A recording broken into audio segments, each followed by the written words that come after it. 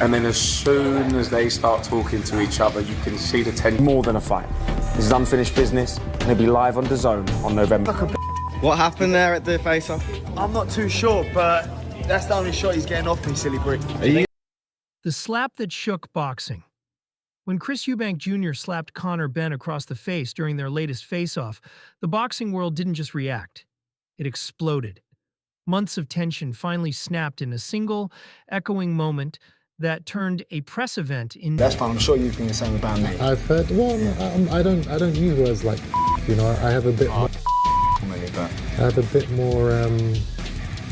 class, yeah. Parliamentary procedure in the way I speak. To a scene for the ages.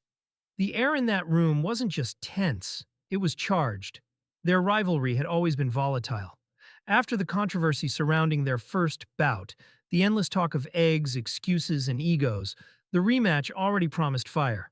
Genuinely thought I'd knock him out. That's not genuinely. true. But how's that not true? Because it's not true. How's that not true?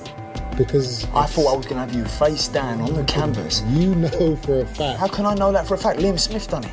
Yeah, how can you say no? That I know that for a fact. It was a 1 in a million. 1 in a million. It was a one in a million. But it still happened, didn't it? Yeah, it did. Well, exactly. But Eubank added gasoline. That slap wasn't a stunt. It was a statement. It wasn't disrespect. It was dominance. And the message was unmistakable. I'm still your nightmare. In seconds, order collapsed. Words flew like punches. His thing is, it's not really his personality. People say I'm fazed and rattled, but the reality is, who's really more fazed and more rattled? You look at the top table, what do you see? A broken team. Tempers flared, and every glare carried venom. Ben tried to spin the moment to project calm, but the damage was visible. His composure cracked under the weight of humiliation. Once you start explaining yourself, you've already lost the psychological battle. Veteran Duke McKenzie saw it for what it was. Brilliant chaos. He wasn't wrong. It wouldn't surprise me, but like I say, I don't see there's any harm in it. It doesn't bring the sport into disrepute in any way. This is the show business world that we live in. There's the fight game and then there's the fight business. And from the business perspective, that's probably just sold another 1 million tickets worldwide to people to watch. The slap didn't disgrace boxing. It revived it. It transformed a grudge match into global theater. Eubank turned controversy into currency, dominating headlines and timelines alike.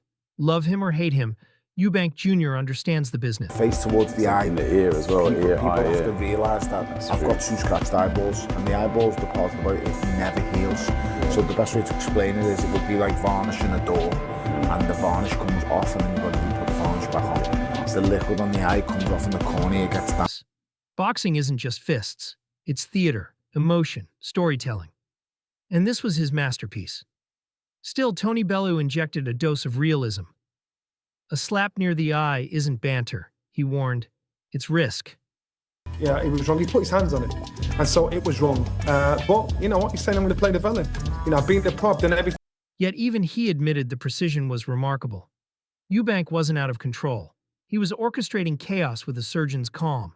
Every move deliberate, every gesture calculated, the actions of a man who knows how to command a storm. Johnny Nelson didn't sugar. I thought it was a bitch move. I really did. Have you spoken? I would never. If you chin someone at a presser, if you do that, it's different. But when you sugarcoated either.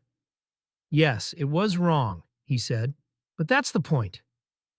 Eubank has stopped chasing approval. He's embracing his role as... That from Chisora. I'm not going to lie, when it happens, I laughed my head off. I absolutely laughed my head off. I did too. I thought it was quite poetic. I thought what happened was quite... Boxing's villain. Every era needs a storm, and right now Eubank Jr. is that storm. Fueling debate, igniting passion, and forcing fans to pick a side.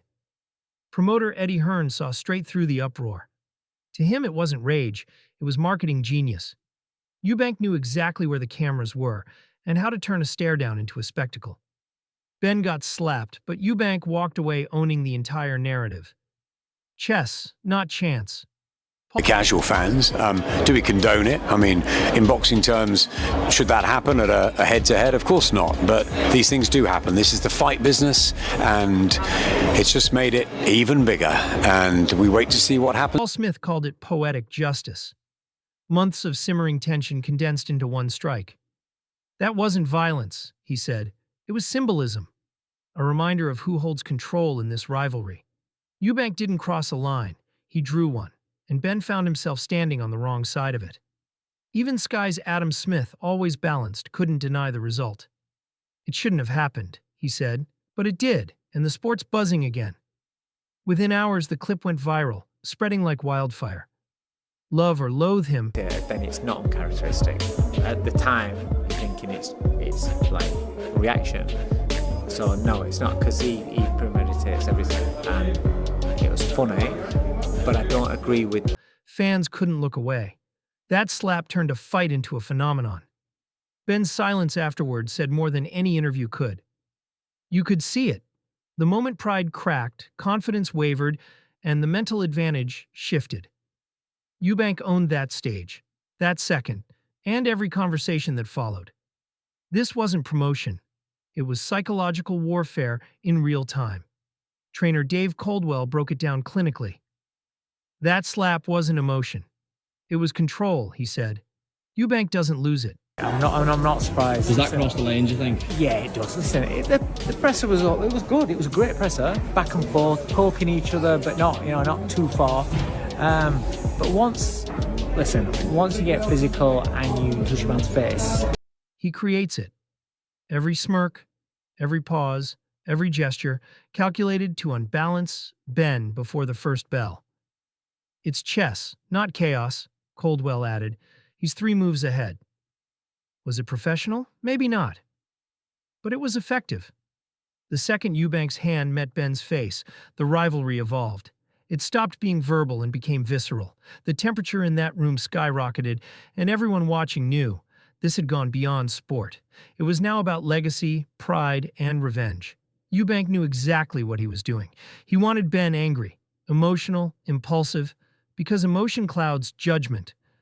And when a fighter fights from rage instead of reason, he's already beaten. I do feel it's maybe what the sport doesn't need, and yet many people are saying, no, it's great, you watch it. Everybody wants to go to that. What looked like chaos was control in disguise. Adam Catterall's reaction captured the split in the boxing world. Was it a black eye for the sport? Maybe. But was it real? Absolutely, he wasn't wrong. Boxing has always lived off emotion and spectacle. Without characters like Eubank, it risks losing its heartbeat. Controversy sells, charisma commands, and Eubank Jr. gave the world something rare, authentic emotion. He reminded everyone why boxing endures. It's not just about belts or scorecards. It's about rivalry, about pride, about feeling something raw. Within hours, social media was ablaze. Reactions poured in from fighters, fans, even casual onlookers who hadn't watched a bout in years. This wasn't just another promo clip. It was an event.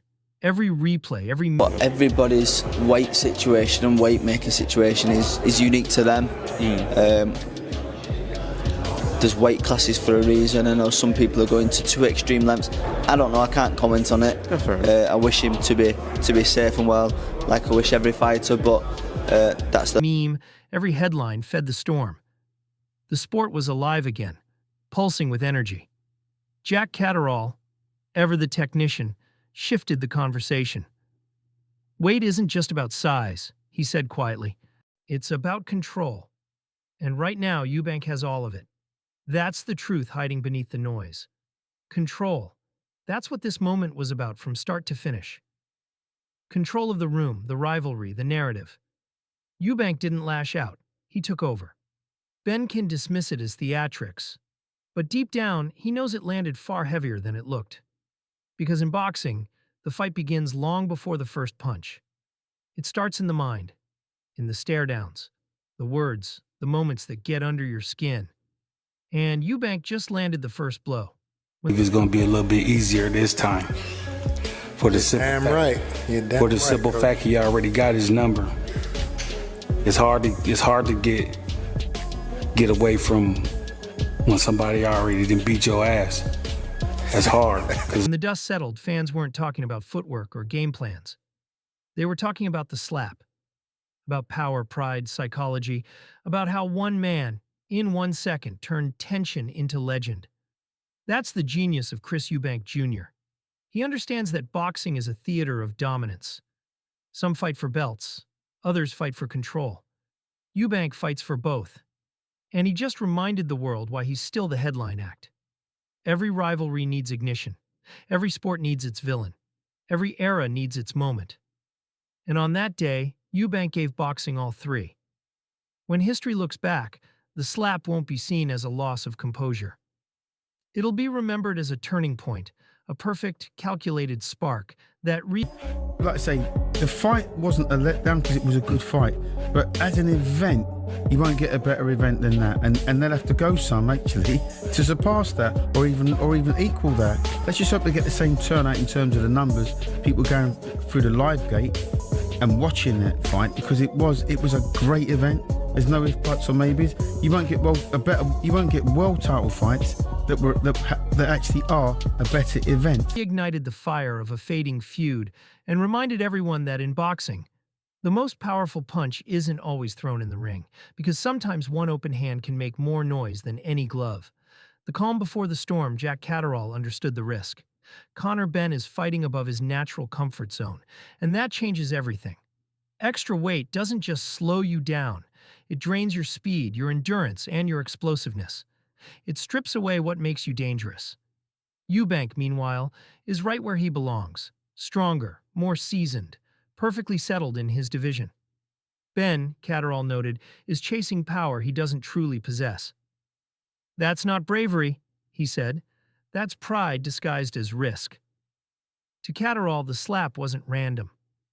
It was calculated psychological warfare, a message that I think Eubank Jr., if he gets this win and there's a new lease of life maybe under Bomac, 2026, maybe finally he could become a world champion. But he's got to get past Conor Benn first, and Conor Benn, not just hungry for revenge, he believes he can win this because of what happened first time round, because he went 12 rounds at middleweight, up in class, after a long layoff. Some people fancy Benn. Eubank controls this rivalry not only with his fists, but with his mind. The second Benn doubted his composure, the balance shifted. Eubank wasn't just inside his head, he was rearranging the furniture. Then came the insight of Brian "Bomac" McIntyre, the man who's seen countless champions rise and fall. His take was blunt. Once a man's been beaten, that memory never fades. It lingers. And Eubank, he said, already owns that real estate in Benn's mind.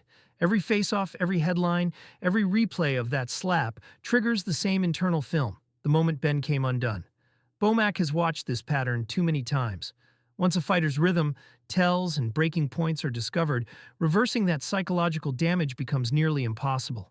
That's why Eubank's calm smirk carries such weight. It isn't arrogance, it's certainty. He's seen Benn's best, survived it, and come out sharper, colder, more composed.